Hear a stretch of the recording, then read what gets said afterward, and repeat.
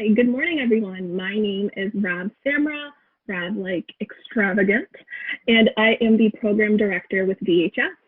I was diagnosed with type 1 when I was 2 years old, and I'm the only person in my very big family who has ever had T1D, which did, pose a lot of challenges growing up and even now as an adult. There are a lot of mixed messages and stigma around diabetes, and I have made it my personal mission to challenge these messages and switch up the narrative. In 2013, I was very, very lucky and I received a scholarship from DHF, and I'm incredibly grateful for all of the folks with diabetes I've met since then. Because again, growing up, I didn't know anybody who had it, so it was really nice and comforting to just be in a room of people where pumps were beeping and it was totally normal. I wanted to say thank you all for joining us this morning. I hope you have a cup of coffee, some tea, a croissant, as we discuss all things transition. And speaking of receiving my scholarship in 2013, that is when and where I met our next amazing moderator, Clara. Hi, everybody. My name is Clara Tyson, and I'm a program assistant with the DHF. I was diagnosed with diabetes when I was 13, so well over 10 years ago. And like Rav, I was the only one in my entire family with diabetes. So when I was diagnosed, it was a learning curve, not only for me, but also for my entire family. And from the time I was diagnosed at 13 until age 17, I had never met another diabetic. And I was becoming convinced that I may have been the only one in the entire city of Toronto. But then in 2013, I received a scholarship from the DHF, and I met an entire community of type 1 diabetics who were going through the same experiences as me at the exact same time. And like Rav said, this is where we actually got to meet each other. Over the years, I've gained so much from the DHF community, and I've also been able to give back. So thank you for joining us this morning. I hope that you'll learn a lot and that you'll also want to be part of this wonderful community as well. Okay, so here are some of our programs. So firstly, we have our Youth in Transition, virtual workshops, and resource guide. So think about each year in January, there are so many students who are in their final year of high school, and they're ready to begin, planning to move out, what courses they're going to take, residence, like what type of room do I want? And so we are here to prepare them for this transition, especially as they move to a more self-directed adult diabetes care regimen. Our pre-transition workshops for teens, parents, healthcare professionals, and alumni volunteer mentors are here to discuss transition. Now, DHF has created this Canadian Guide for a Successful Transition to College and University, which offers students information regarding their rights and accessibility options at post-secondary institutions across Canada. Now, we'll touch upon the resource guide in the next slide, but it is an incredibly resourceful tool to just help folks who have diabetes realize, hey, like I can receive accommodations at school. And a lot of alumni input went into the resource guide and all the other programs, and we really couldn't have done it without their tips, tricks, and insights. Secondly, we have the Scholarship and Mentorship Program.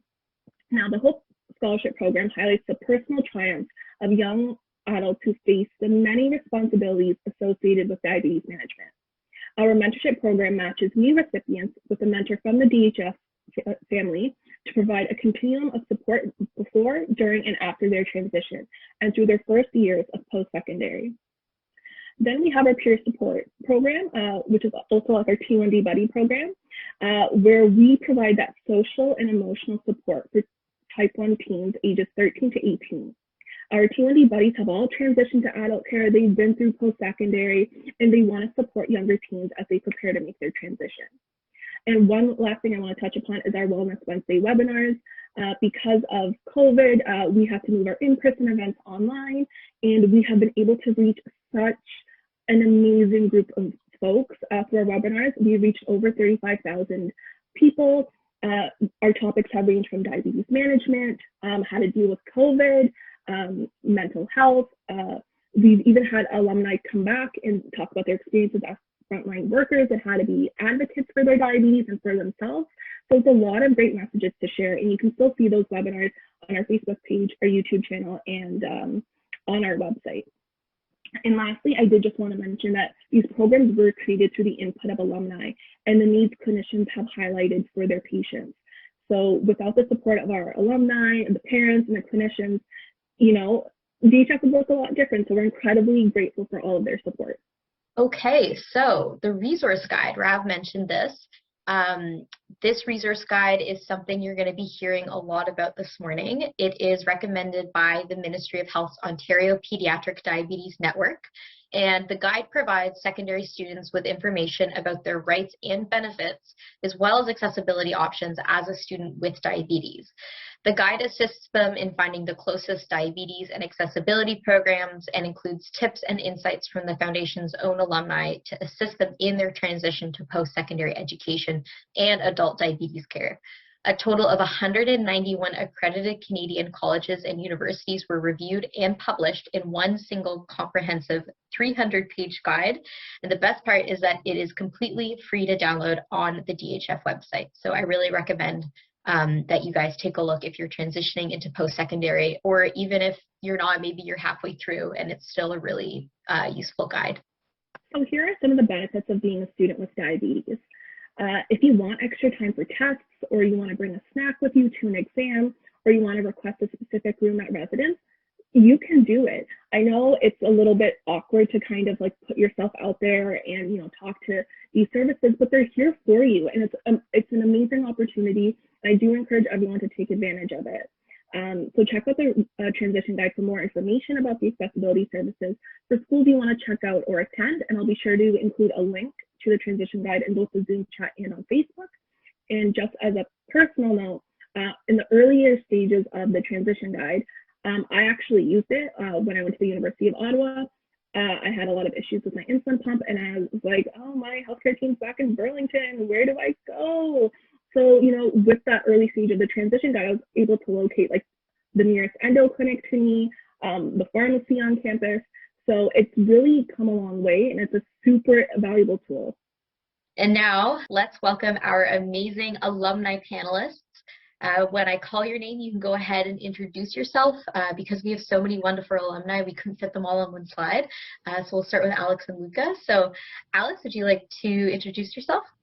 Sure. Yeah. So my name's Alex Bennett. I was a 2012 DHF recipient, and I went on to do my undergrad at Queen's, and then just recently graduated for my master's at U of T. So yeah, lots of experience going through lots of different transitions, but I guess I was also 16 when I was diagnosed, so that transition was a little different for me, where I kind of took a lot of ownership at the beginning, maybe not of like prescriptions and whatnot, but a lot of ownership of managing from the start. So.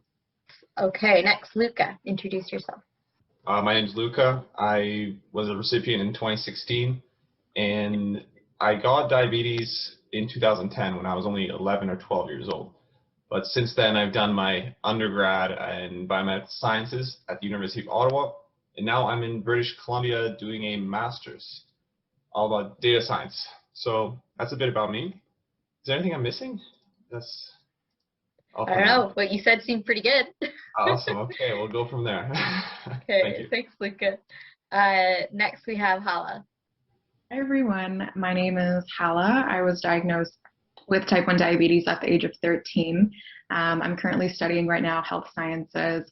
I'm in my third year at Ontario Tech University, and it's a pleasure to be here. I'm very happy to be able to speak in this webinar today, and being a part of the Diabetes Hope Foundation. I'm currently a mentor, and I enjoy volunteering, and this allows me to give back to this amazing organization. So thank you so much for. Thank you, Hala. Next is Rajitha. Hi, everyone. I was a diabetes scholarship recipient in 2019, and I was diagnosed with diabetes pretty young, at the age of 4. So transition kind of came in bits and parts throughout like my journey with diabetes, but I'm really excited to be part of this panelist and talk about experiences.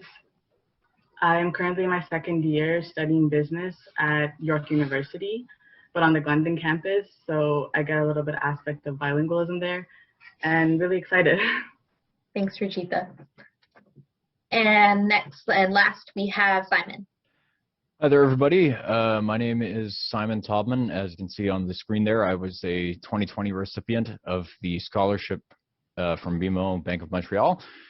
I was only diagnosed with type 1 diabetes back in 2018, so I've had it for going on 3 years now, but I want to do all I can to give back to the foundation and also to inform those around me with the knowledge that I have.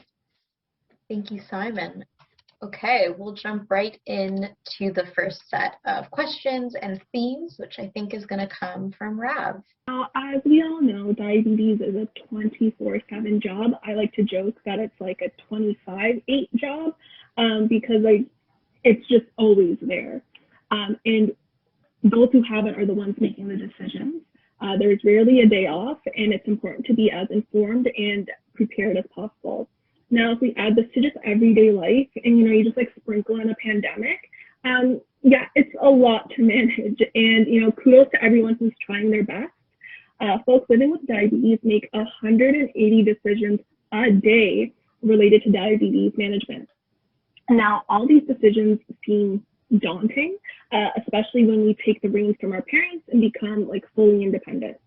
So what was your journey like going from high school to university to beyond, if you did postgrad, and even from like pediatric care to adult care? So we'll start with Alex. Sure, yeah. No, I would say the transition from pediatric to adult felt a little jarring because I was at actually Markham Stouffville, and they had like such a whole network of people that you'd come see, like the dietitian, all the like healthcare workers and everything.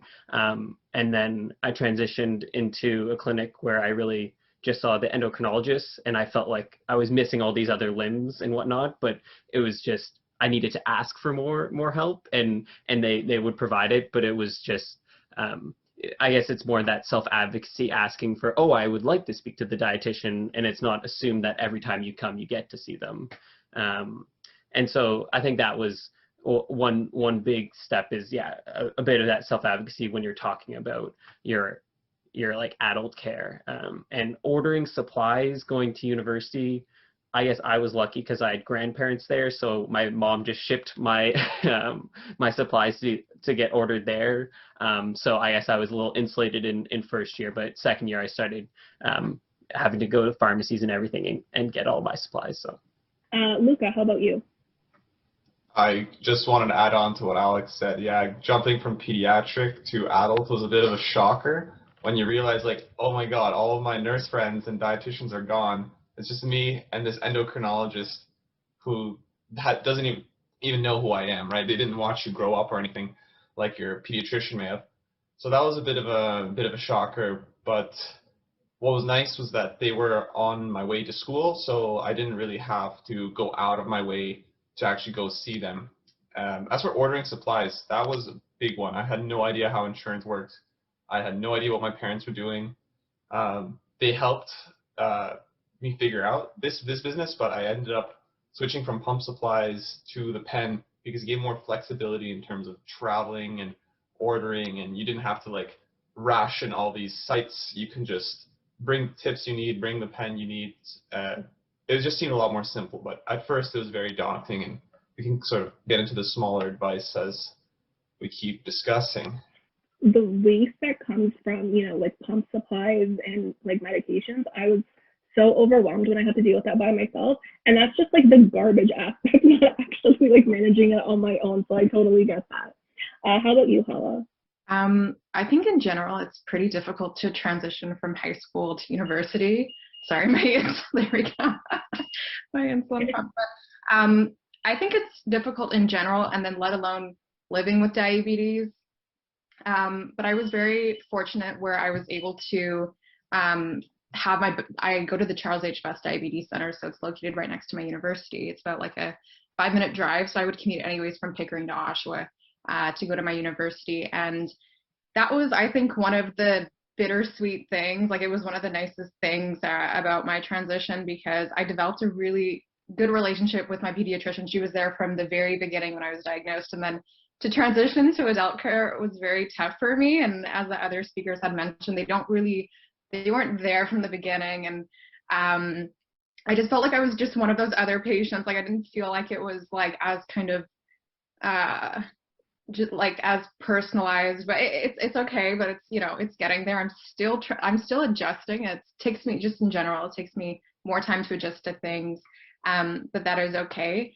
I also think that, something to talk about is the relationship you also have with your parents, because you're also becoming very independent. And I would, tell my mom, it's okay, I can book this appointment on my own. So I'm already pretty independent, but it's good to communicate with your parents. I got this, and, if I need help, I'll definitely reach out and ask you. So that was another thing, to book the appointments on my own before adult care and then after when I did transition. So definitely still a learning process as I go.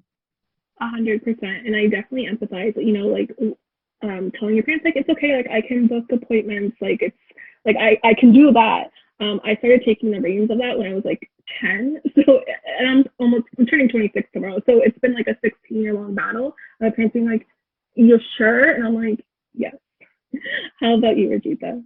I would say transition is always difficult, but knowing where you're going to go, before I transitioned into my adult care clinic, we did the research of where we wanted it to be. We wanted it close to our house, and and we checked out the recommendations of the doctors and of the staff and of the people, and that really kind of eased it a bit. So it wasn't so much of oh, this is a new building, this is a new environment. It was okay, I'm kind of familiar with seeing your name on the screen. I'm familiar with seeing these similar addresses and names and stuff. And for me, I felt really happy with the place I got to now transition into. It's still kind of what mentioned before. I'm still building those personal relationships. They don't know me from day one, but they were really friendly and really opening. So it did help me to kind of start being more independent and start going into things on my own a little bit more. Building that personal relationship with your endo is, I feel it does take time. I was really lucky that my nurse from my pediatric clinic is the same nurse that I see. So we have such a a close relationship, and I'll see my endo, and it's just a little bit, a little more strange, but it is what it is.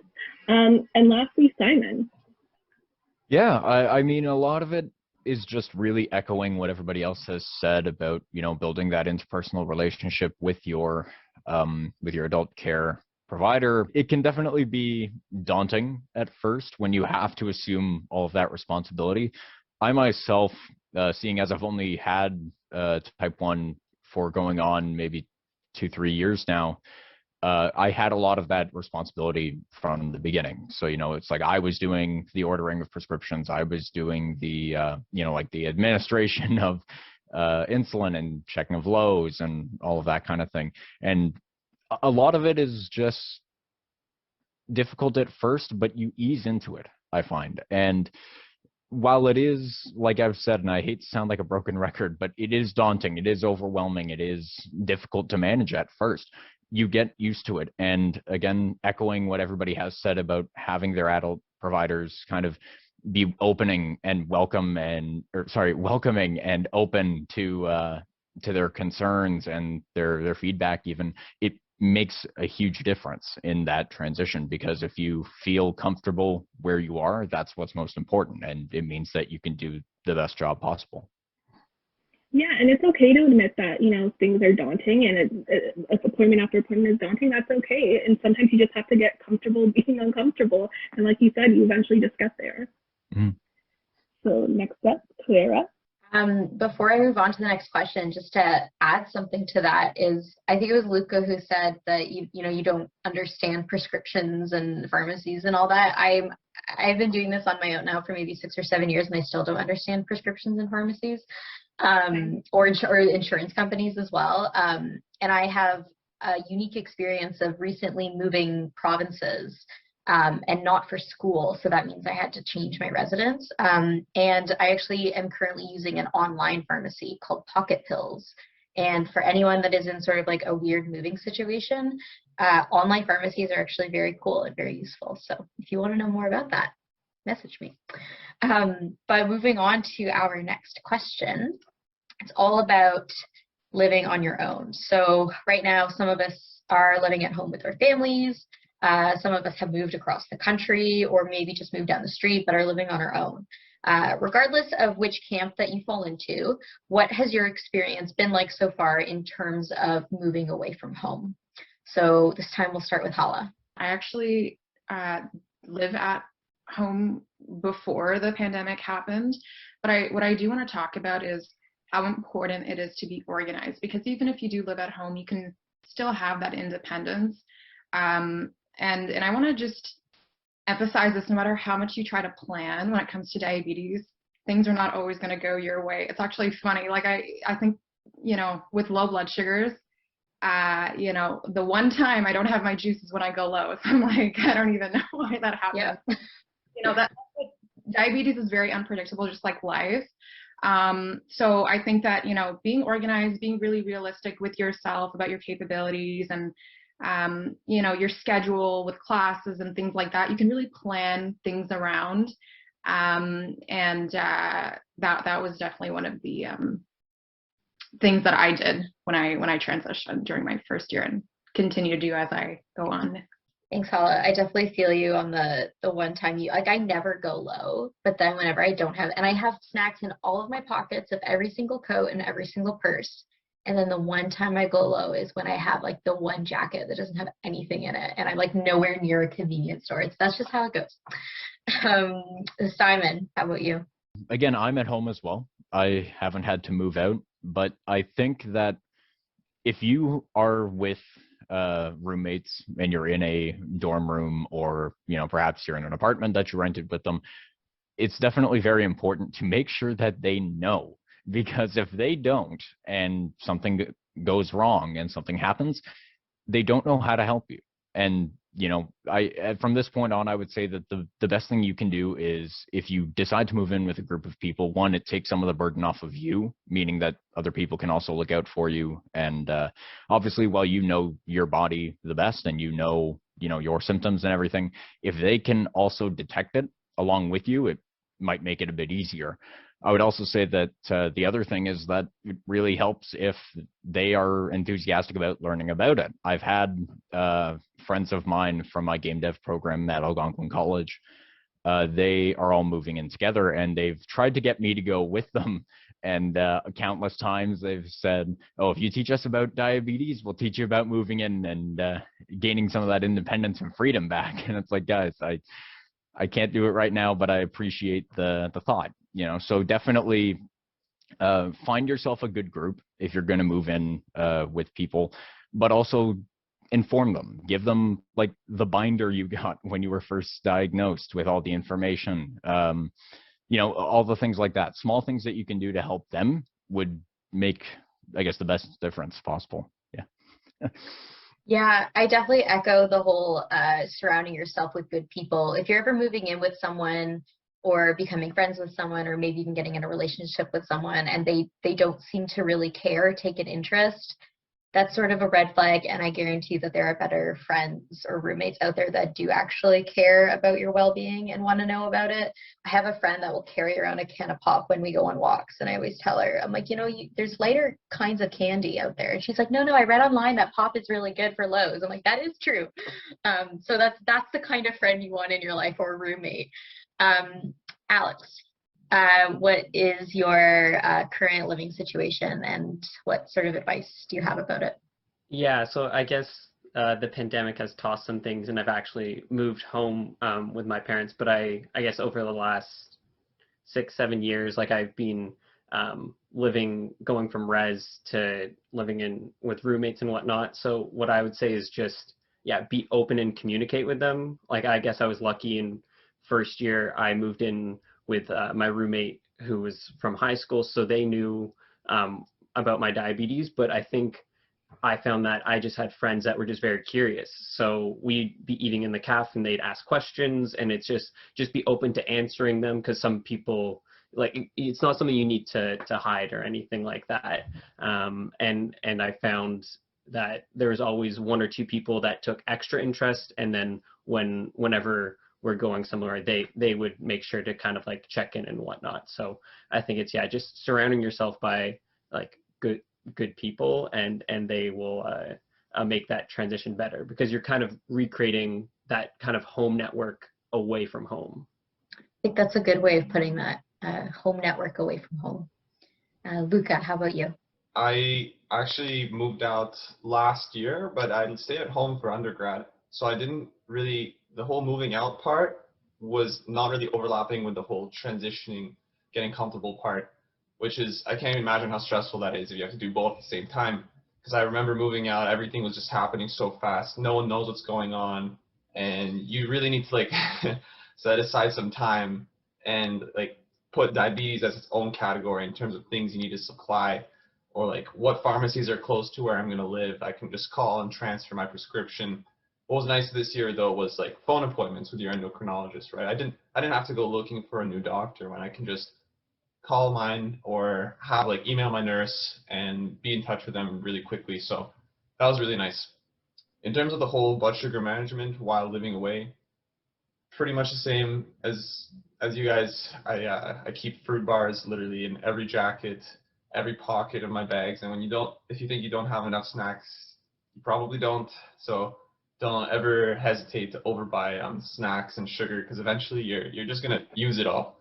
Right? Save yourself some time and just go all in that aspect.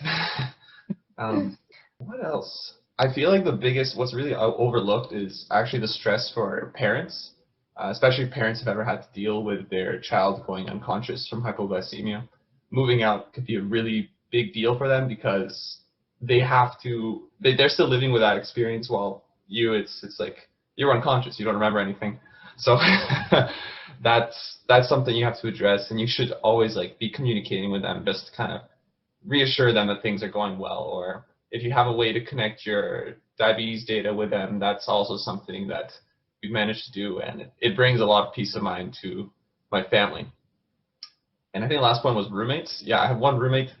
Talk to them, yeah, like everyone else said, talk to them about your condition, or even like show them where you keep your glucagon, how to use it. So if anything happens, not that they should or that they have ever happened, but what's possible, what can happen, can happen. So show your roommates what they can do and how to deal with these situations if they ever do come up. But yeah, so far so good. I'm happy. That's great to hear, Luka. And then Rajitha. Yeah, I'll just add on to what everybody else was saying. I've been living at home even before the pandemic, so I always had that support a little bit closer by. But I would say that some things that did change was having more conversations on my own about like talking about diabetes, or talking to my teachers or to the accessibility services on campus. I remember when I was younger, like I always had a parent with me talking about my diabetes for me, and like just saying like, okay, so here's my daughter, this is how it's gonna go. But now I had to have that conversation, so it was like I was defining that. And it's a little bit different when you are starting in a new environment. Like university is not an environment that you grew up in. You're kind of entering there for the first day, and then you're having all these new conversations. Managing my blood sugar, I would also agree with Luka, sharing your diabetes, like your blood sugars with somebody if you have that ability to. It does help, especially at night or sometimes when you're just unaware of things, and they can keep an eye on it. Yeah, and just talking to people around you, and you kind of make friends who are diabetics, or you find other diabetics on campus. And most of the times I think they're really eager to meet another diabetic and have that conversation and continue that. So it's good to just be a self-advocate and continue that conversation anyway. Thanks, Rajitha. I'm just going to quickly add on one point. So I transferred from the University of Ottawa to Ryerson, and so that's in Toronto. I live in Burlington, so I took the train whenever I had to go to school, so it's an hour long. So if you are commuting, please just bring snacks. There have been a few times where I've gone low and I have nothing on me, so I'll text whoever's picking me up, and I'm like, bring everything you have. Because that's the only thing I can do, so I can't stress that enough. So next we're going to talk about nutrition and physical activity. With most of us working from home and or attending lectures online, it's so important to get our bodies moving and making sure that we're indulging responsibly. So just being a little bit mindful of the time. How have you kept up with nutrition and physical activity? Let's start with Hala. I'm still actually working on this. The problem with me is I kind of lose track of time when you're in an online lecture. Again, nobody is telling you, hey, take a break. But I would notice like my blood sugar would go high from being sedentary, and I'm like, oh my goodness, I need to go take a walk. So I would actually take a walk around my neighborhood, and then I would have my lunch, and then my blood sugar would be good, and I would be relaxed. I would feel pretty good getting that exercise in. in terms of nutrition, you know, even though we can eat everything that, you know, we want and just need to give the correct amount of insulin for it, I do strongly think that eating a well-balanced, healthy diet plays a huge role in maintaining your blood sugars to be very in range. And for me, I get really bad headaches when it goes up and down, and I get angry, and I'm like, oh my God, you know. So, you know, eating well and having you know, good amounts of exercise. It doesn't have to be like 2 hours, but just 30 minutes can make a big difference. And having a CGM, I think is crucial. I don't know how I would manage my diabetes without my CGM, the continuous glucose monitoring. And it just gives me peace of mind, you know. Whenever, you know, I could just bring my phone, and then I have my PDM for my Omnipod, and then just some, you know, Dex for the tablets, and then I would go for my jog and then come back, you know. And being alerted when you're going low, like the downward trend is really nice. So sometimes I don't feel that, and again, my mind is busy, or there's just so many things on your mind. So I think that is really nice to have. If, let's say, a student that's transitioning doesn't have a CGM, I would highly recommend looking into that. And yeah, there's so many different brands and all that. So maybe, you know, looking online and just seeing different reviews and things like that, it would be a great way to start looking into that. But it has made a really big difference in my diabetes management. It's so important to just like do the research for yourself, and it does take trial and error, and that's okay, because diabetes management looks different for everybody. How about you, Simon? I myself need to improve on the whole getting active bit, because I find that a lot of the time, just with the sheer amount of work that I have to do and the length of my classes as well, I find that I'm often sitting at my desk, as I am right now, and I don't get to go on walks like I usually would, or I don't get to walk around campus either, right? So I notice that there are fluctuations in terms of blood sugar there. But I would just say that even if you set aside like 30 minutes, maybe an hour a day just to walk around and like get outside and enjoy some of the lovely weather we've had lately, it makes all the difference. And then in terms of just eating well and managing, I guess, your diet and such, it's just like everybody said, you can eat what you like, but just remember that moderation is the key, because you don't want to go overboard, and you certainly don't want to go underboard, which I guess is a word now. But you know, just find that perfect balance, so to speak. And you know, if you wind up going high one day or you wind up going low another, just make note of it and adjust as necessary, because, you know, as it says on the slideshow, it is trial and error until you find that balance. And that is the struggle that I'm sure everybody here has faced many a time over and over. But despite that frustration, despite the sense of impossibility at times, it does become easier. It's just about, you know, balancing everything that we've talked about here to make it easier. How about you, Rajitha? It is important to eat healthy and take an active role in that. And I think as we get older and more independent in our diabetes, we start to notice like we're making these decisions for ourselves and for our own body, and we're taking that action. So whatever we do is reflected in like our blood sugars or in our health and in our long-term health and mental health. That it's always important to have an active role, and physical activity and taking that small walk kind of just helps balance things out and gives you a fresher for the day, besides like what we're doing right now, talking about it. And similar to what was said before, a lot of my classes I have to sit down at a desk, and I'm sometimes like constantly looking at my blood sugar with my CGM and thinking like, okay, it's 11 right now. Maybe I can just go for a walk, and I can take that as a break and my excuse, and I can just put that day like in a happy mood again, besides sitting in front of my lectures and in front of a screen. But it's really important to take that time and find what works for you. It could be anything, really. Yeah, I always try to like a little walk or a little moment on the treadmill is like my me time. I put in my tunes and I can just walk everything out. Fantastic. How about you, Alex? Yeah, I guess one thing I want to touch on is moving out on your own. One of the harder things was, I guess, cooking and like food and trying to figure out the best balance there, because in first year you have like res and food that's giving you there, and that helps ease the transition sometimes, but actually having full control of what you're eating and selecting is super powerful and allows you to really manage your diabetes better, I found, because I had friends that would like to eat out a lot and everything, and like it's fun to do that occasionally, but I also found like you can have a lot of fun with cooking yourself, and you can make it easier on yourself managing that diabetes. So that's definitely a big thing about moving out on your own.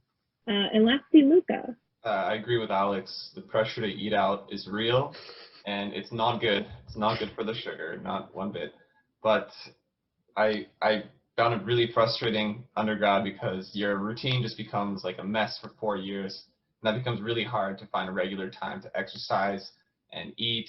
Fortunately, I didn't have to cook all the time, but now I do cook. So making sure you have, well, you don't need recipes, just try like mixing things together. But eventually when you find something that works, remember it, like write it down or something. I find chili is awesome. Chili does not spike my blood sugar. It has a lot of protein. So if you're an athlete, that's really good. That's really good for recovery.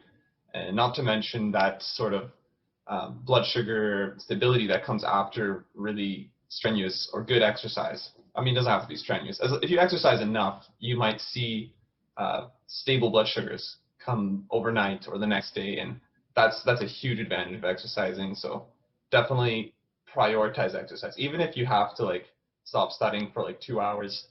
The amount of stress that it will relieve from you to be able to go out and break a sweat is huge. That's amazing.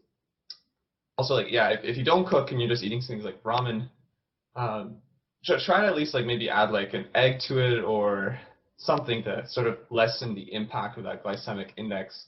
Because as many of you know, these like blood sugar ratios, or sorry, insulin ratios aren't always perfect. They change based on your stress levels.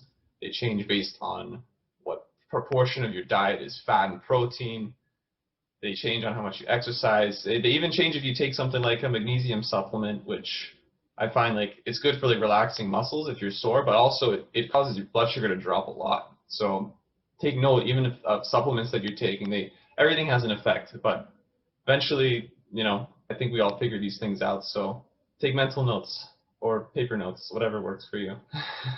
Yeah, that's like me. I'm vegetarian, so I could B12 sometimes, and they're always like cherry flavored, and I'm like, oh, it tastes great, and I check my blood, I'm like, never mind.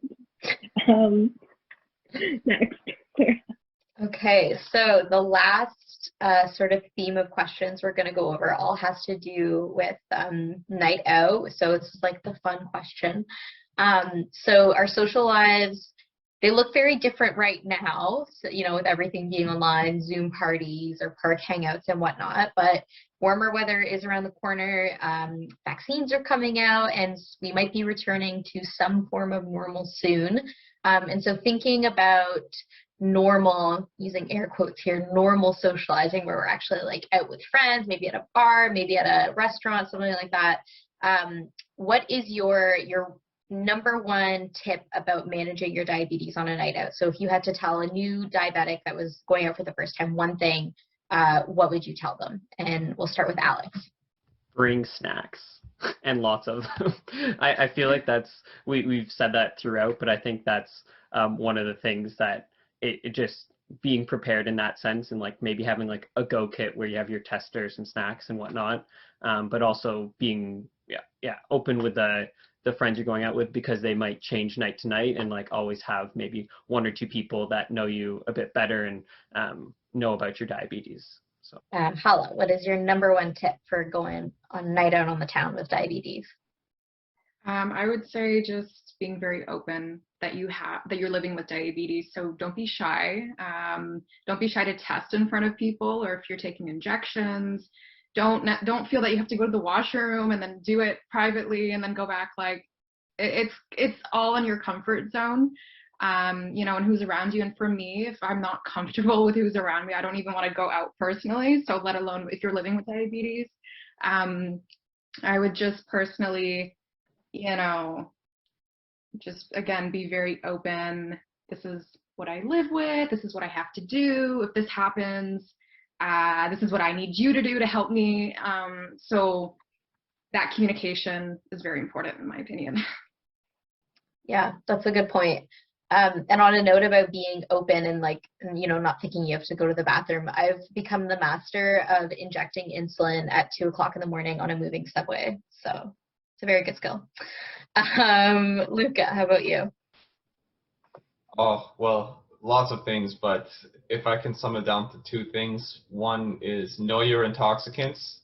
Right? As a scientist, I love to, you know, experiment, not not like when you're going out, but know how alcohol affects your blood sugar. You personally, obviously there are general trends, but for yourself, know what you have to do. Know how marijuana might do that. These are all things that you'll encounter when you're going out. I know, at least for me, alcohol will like lower my blood sugar later in the night, so maybe give less basil, or maybe like everyone else said, bring snacks. You definitely want to have those if you're not close to home. Marijuana, on the other hand, makes you forgetful and complacent. So it's really easy to forget to bolus or forget to carb count. Maybe you just don't want to carb count when you're in that state. But just being aware of these things really helps with management. And another thing is getting a continuous monitoring device for your glucose is super helpful. And it sort of lets you still manage your blood sugar while keeping it sort of in the background. It's very convenient to just take your phone, scan your arm, or look at your pump and know what's going on. You don't have to like stop and prick your finger. And obviously, if your insurance lets you do this, take advantage of it. It's super useful. Anything else? Oh yeah, Claire, I'm with you with the whole sport competitive injecting in situations they're not ideal. Like, yeah, I don't know. I've injected in many strange places before.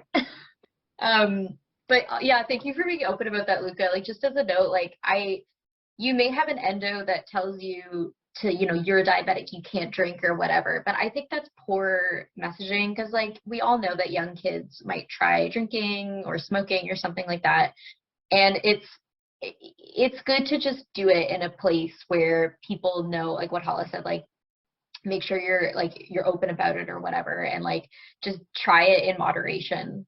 And just know how it affects your body and whatnot, and don't feel any shame around it, even if your endo is being like, you can't do this. Like you can do it. There are safe ways to do these things.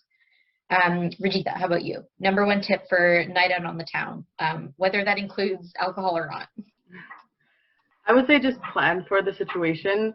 Like what people said, bring snacks, know your surroundings, know if you're comfortable with certain I guess situations or topics that are going to come up, and don't be shy with it. It might be kind of awkward with your diabetes at first to like present it all at once, but if you need to, you kind of need to, and you need to take care of yourself first, especially a night out with your friends, because you want to have that open conversation from day one. Thank you, Rajitha. And Simon, how about you? Sure. I think that the main thing, while also echoing what everybody else has said, the big thing is just use your common sense. Like, that's the center point there for a reason, and it's ultimately just because you know your limit.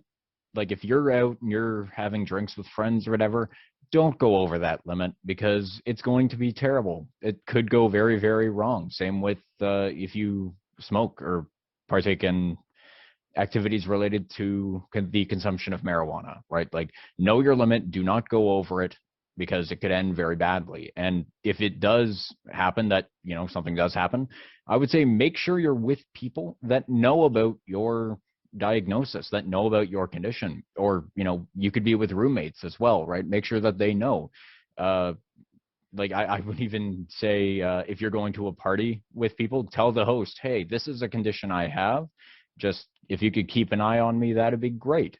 But I thought, like, I know I myself speak from experience, because while I myself do not drink or partake in those activities, I have friends that do. I have a few friends who are type 1 diabetic who do all that kind of stuff, and I do my best to keep an eye on them, because, you know, one, who else is going to do it, and two, it's a lot of fun just to make sure that they're staying safe and that they're having fun while you're also having fun. So just look out for people as well. Right? Because if you see that something is wrong, intervene, step in, say, hey, maybe you should check, maybe you should make sure that, you're doing okay, you know, maybe eat something, stuff like that. Just use your common sense, know when to quit, and be there, be vigilant, because somebody who is not able to tell those things might need you to tell them for them. That's great advice, Simon. And I think, like, diabetic or not, just, you know, look out. I look out for other people. I've been the caregiver for my friends who aren't diabetic when they're going out. You know, I think that's just good advice for anyone, for young people living on their own, is just look out for your friends, step in when you think something is wrong, or some, you know, someone might not be safe, whether that's, you know, physically or related to their health or something like that. So it's universal advice.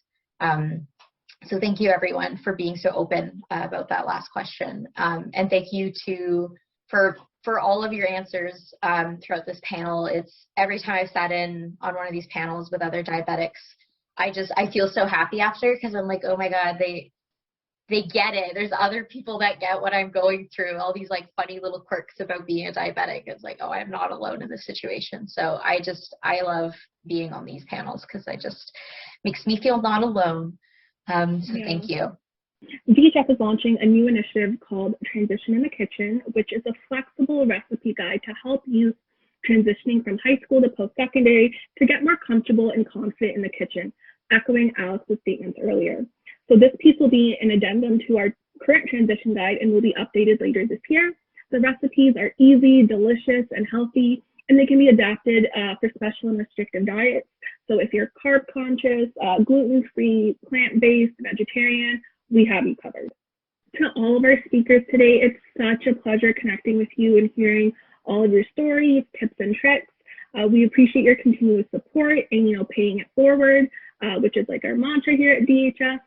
And, you know, as we wrap up for the day, we urge everyone to go online to the DHF website and look at our transition resources guide, which again features all types of diabetes support programs across all accredited Canadian colleges and universities. I've included the link in the Zoom chat and on our Facebook chat. For those of you watching today, we would like to extend an invitation to join DHF's mentorship program, where we will match you with a mentor from the DHF family. The mentorship program is designed to help support you through this very stressful time. So visit DHF's website for more details on how to join the mentorship program. If you have any comments, please feel free to email us at info@diabeteshopefoundation.com. It's also up on the slide right now. We hope this webinar was helpful to those watching. I know it was helpful to me, and I'm not even transitioning. It's like I said, I always learn so much from these panels, and even if it's just camaraderie and solidarity. So we hope that you took some positive takeaways from it. So thank you for watching. Have a great day and stay safe. Bye, everyone.